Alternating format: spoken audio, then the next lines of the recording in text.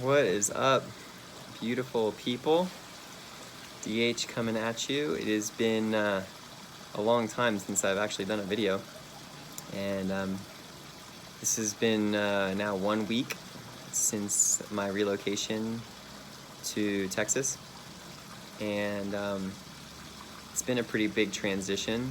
A lot of emotion, a lot of change, a lot of patience, and just a lot of gratitude and grace and openness to the experience.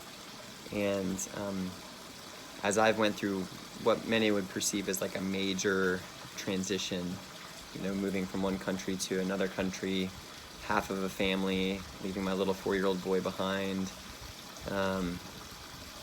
leaving here 2 years ago as a happy family of 5, and coming home as a happy and to be determined family of 3, and just accepting it, just coming into full surrender and acceptance that this is the path. This is the path that I chose, and coming into full gratitude for all of it. And I was talking to my stepmom yesterday. Hey Sandy, if you're watching this. And I had just looked at like an apartment, and I had looked at a house a few days ago, and I'm going to look at a house in a little bit for rent, and I looked at another apartment, and I haven't lived in an apartment in 16, 17 years. And I had to find myself in that moment forgetting my old personal history completely, forgetting that I at one point was making a tremendous amount of income, and I had a really big, beautiful house and really nice cars and really extensive savings and investment strategies and accounts, and I had to come into presence that was all like an old life, and I can't carry that into my new experience because it prevents me from being humble and open to this new chapter, this new experience of my journey. And so I literally lived and experienced in that conversation that I was carrying that energy into my presence. And this is part of the clearing, right? This has been a week, and there's a lot of clearing. And so just coming into acceptance of that clearing process, and giving yourself grace, and in this case, giving myself grace that it's going to be a journey. I've not lived alone in forever. And so I accept this challenge of living alone, and the journey and on how it's supposed to unfold. And I have my 2 children with me, so I'm not alone. But to have like my own house or my own apartment, I've never had. I've always shared it. And so I'm really excited about those opportunities. I'm finding the excitement in the new and freshness, knowing that I still have all of the abilities.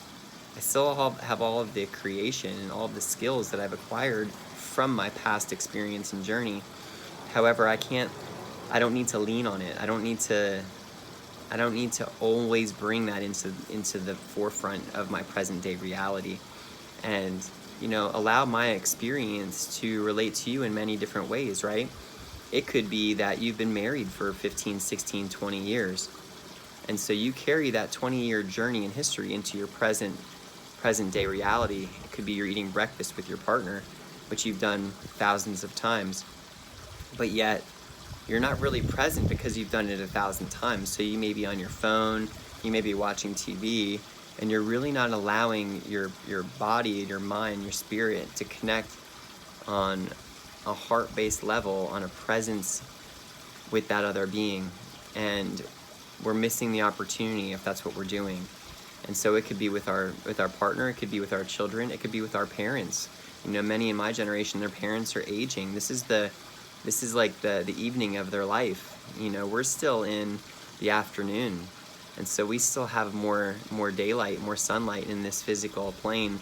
And so let's not lose sight. Let's remain mindful.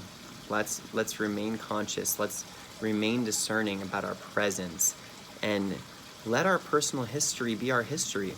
Let it be what we've learned from, but let's not judge our present day reality based on our past history. Let's just bless it and move on and come back into presence and say, you know what? if you finish a book, you put the book on the shelf and you read a new book.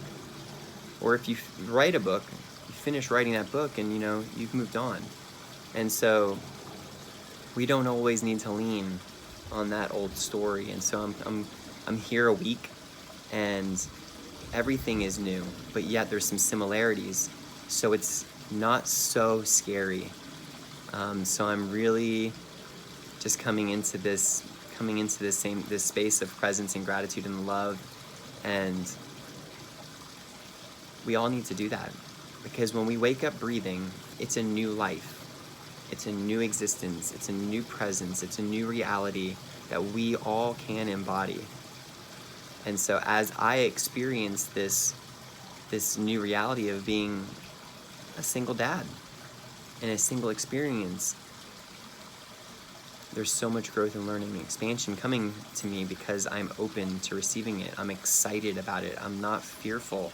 Now, the journey isn't just going to be some smooth sailing, but it is going to be an experience that I'm open and willing to accept.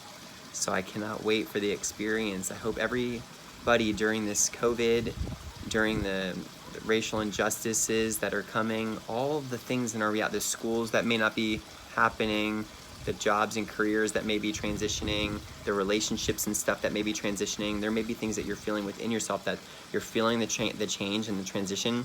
It just hasn't happened yet. So just being open to that. Don't resist it and prevent it and suppress it, because it's inevitable that has to come out. So start doing things that help you awaken and open and activate. And the key for me is finding silence and stillness and quiet and solitude. And it can be just 15 minutes a day, but it's something that we don't typically prioritize in our day. So find yourself in a quiet room by yourself with comfortable clothing and just sit in stillness and in silence and focus on your breathing and allow whatever comes from that to come from that. Create that as a daily practice where you do 15 minutes where you just sit in silence. You don't have to call it meditation, but if you choose to call it what meditation, you can. You can choose to be with your eyes closed, your eyes open, but allow that to be almost like a grounding cable into your inner self, your non-physical.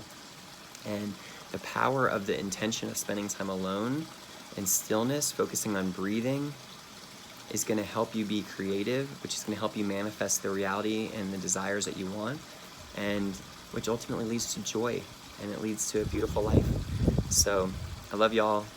I look forward to connecting with you guys, and hopefully this message finds you in a place of gratitude and peace and love in your heart, and enjoy this gift of life that we have here.